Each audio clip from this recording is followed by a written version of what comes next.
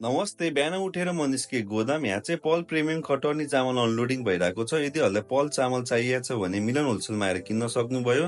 त्यसपछि मैले गरेँ पूजा अनि एउटा दुईटा पार्टीहरूको पेमेन्ट लगाउनु पर्ने थियो। आइपिएस 2 पेमेन्ट लगाएर नोट आउट गर्न थालेँ। तिलक दाइले भन्दै हुनुहुन्थ्यो कि गुल्मीबाट चामलको डिमान्ड आछ भनेर। यहाँ चाहिँ आश्रे जिरा मसिनो चामल लोडिङ भइरहेको छ गुल्मीको लागि। यदि हजुरलाई चामल चाहिएको छ भने मिलन होलसेलमा आएर किन्न सक्नुभयो। अनि पल चामल चाहिँ लोकल मार्केटलाई डिमान्ड थियो, त्यसले गर्दा एस्टिमेट बनाएर गाडी लोडिङ गराउनु सुरु भयो। बेलुका चाहिँ फेरि मैले अकाउन्ट्समा गएर सबै गाडी लोडिङ भएको बिलहरू काट्नु भयो कि भएन, अनि पर्चेसहरू इन्ट्री भयो कि भएन सोध्दै थिएँ। सबै इन्ट्री भइसक्यो भन्न थाल्नुभयो। त्यसपछि खान थालेँ मैले खाजा पछि चाहिँ बेलुकातिर डेबुक हेर्न थालेँ। डेबुकमा payment in out purchase sale सबै इन्ट्री भयो कि भएन, त्यही कुराहरू चाहिँ लेजरमा चढ्यो कि चढेन हेर्न थालेँ। अनि सबै कुरा चढिसकेको छ। अनि आज काटेको चेकहरू अनि क्लियर भएको चेकहरू खर्रै हेरेँ। डेबुकको फोटो खिचेर वाट्सएप ग्रुपमा हालिदिएँ। बेलुका फेरि एकछिन बसेर भिडियोहरू एडिट गर्न थालेँ। हल्का फुल्का टाइम दिनुपर्ने हुन्छ।